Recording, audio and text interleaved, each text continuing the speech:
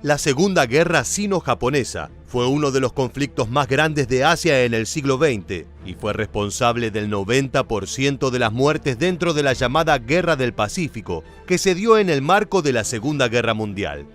Pese a que muchos historiadores suelen relacionar este enfrentamiento protagonizado por Japón y China como un evento ligado al periodo histórico generado por Adolf Hitler con la invasión a Polonia, lo cierto es que sus raíces son muy anteriores. Si nos alejamos de las lecturas eurocentristas de la historia, veremos que la Segunda Guerra Sino-Japonesa fue el resultado directo de un periodo comenzado por Japón a finales del siglo XIX, que enfrentó a la dinastía Qing de China contra un naciente imperio japonés por el control de Corea. Pese a que los nipones resultaron vencedores de este conflicto y además de Corea, extendieron su control a Taiwán, las Islas Pescadores y Liaodong. El proceso expansionista japonés recién estaba comenzando.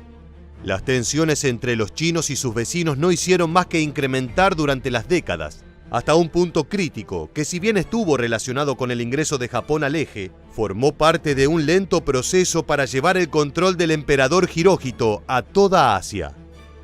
Acompáñanos en un nuevo episodio de Historia Militar para conocer la terrible invasión de Japón sobre el territorio chino. Para dar contexto a los deseos expansionistas de Japón, es importante aclarar que desde finales del siglo XIX, este país sufrió dos procesos que lo llevaron a convertirse en una máquina militar profundamente imperialista. En un principio, la influencia occidental causó una profunda crisis de identidad cultural dentro del territorio japonés, que llevó a la nación a aislarse del resto del mundo para resolver este conflicto. Al mismo tiempo, una parte de la sociedad, la más poderosa, representada en los terratenientes y los militares, aceptó de buen grado las nuevas ideas europeas y americanas, al mismo tiempo que desarrolló una suerte de fervor patriótico mezclado con tintes religiosos hacia su emperador. La mezcla de esta crisis de identidad, sumada al patriotismo extremo, derivaron en que las instituciones imperiales giraran hacia el nacionalismo. Para 1930 los japoneses se creían profundamente superiores al resto de las sociedades asiáticas, y sus aspiraciones por alcanzar los estándares de la civilización europea los llevó a querer conquistar a sus barbáricos vecinos. Este proceso incluyó la guerra ruso-japonesa por Manchuria, que limitó la expansión de Rusia en el sur de Asia y permitió que los nipones establecieran cómodos tratados comerciales en regiones como Manchuria. Como ya mencionamos, este fue el punto cúlmine de un proceso que había comenzado a finales de 1800, por lo cual los japoneses habían estado planeando sus movimientos contra China con una paciencia oriental. Fue justamente en Manchuria, una tierra al sur de China, largamente disputada por varios países de la región, donde comenzó la invasión. El incidente de Mukden sucedió el 18 de septiembre de 1931. Un grupo de nacionalistas japoneses dinamitó el tramo de un ferrocarril gestionado por una empresa nipona que atravesaba la ciudad. El falso ataque permitió que los militares japoneses lanzaran un ataque a gran escala como respuesta. El ejército de Guangdong se movilizó instantáneamente, como si hubiera estado preparado, esperando el supuesto ataque terrorista contra el ferrocarril, y estuvo dirigido por el teniente general Jiro Tamon. Las fuerzas estuvieron compuestas por entre 30.000 y 60.000 soldados por parte de Japón y unos 160.000 por parte del Ejército Revolucionario Nacional de China. Sobre estos últimos, es importante destacar que los gobernadores de Manchuria estaban bajo el control de autoridades interinas japonesas que se habían rebelado contra Tokio, pero que a la hora de los combates no tuvieron la misma influencia que el emperador. De los 160.000 soldados iniciales, al menos la mitad se pasó al bando japonés durante la batalla. Tras conquistar Manchuria, el ejército japonés extendió la campaña hacia el norte y el oeste de China, en lo que se conoció como la Segunda Guerra Sino-Japonesa, que duró desde 1937 hasta 1945. Antes de que estallara la guerra en Europa, el ejército imperial japonés lanzó un ataque contra el ejército de la República de China, en lo que se conoce como el Incidente de Puerto de Marco Polo. Ambas naciones habían pasado por un proceso de rearme e inversión militar en los últimos años, por lo cual este pequeño choque en Pekín se convirtió rápidamente en una terrible guerra que duraría 8 años.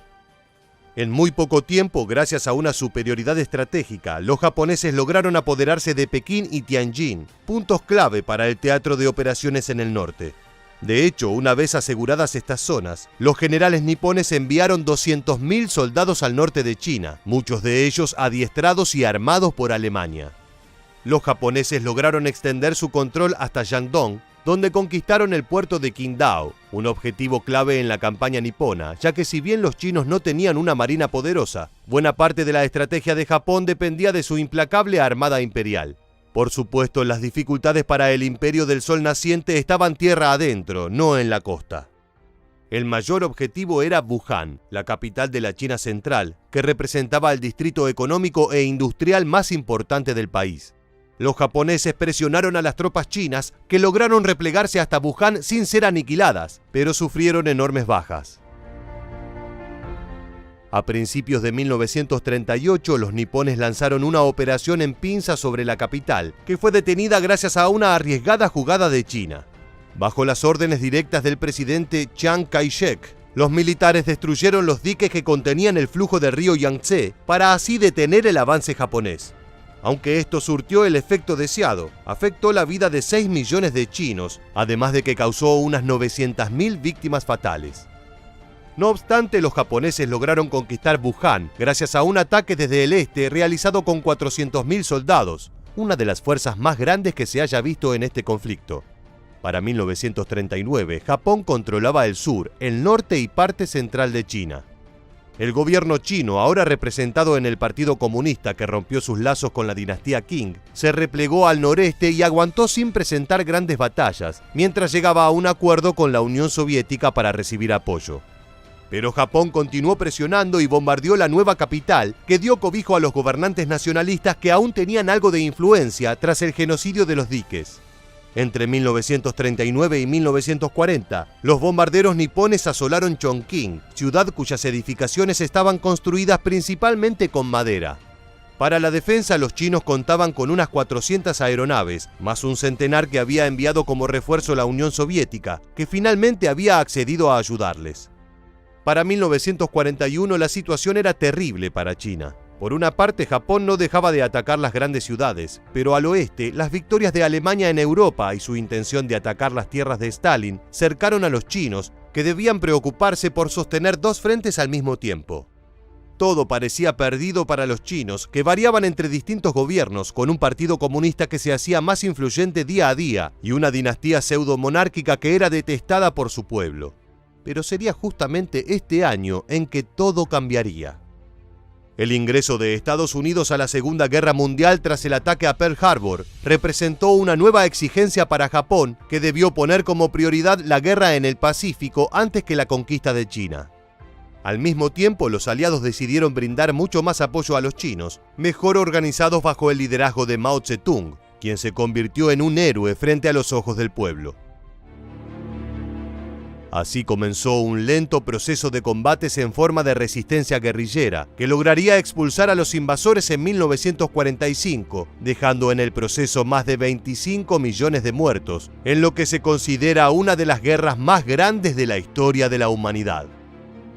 Muchas gracias por acompañarnos hasta el final. Permanece atento a nuestro próximo video.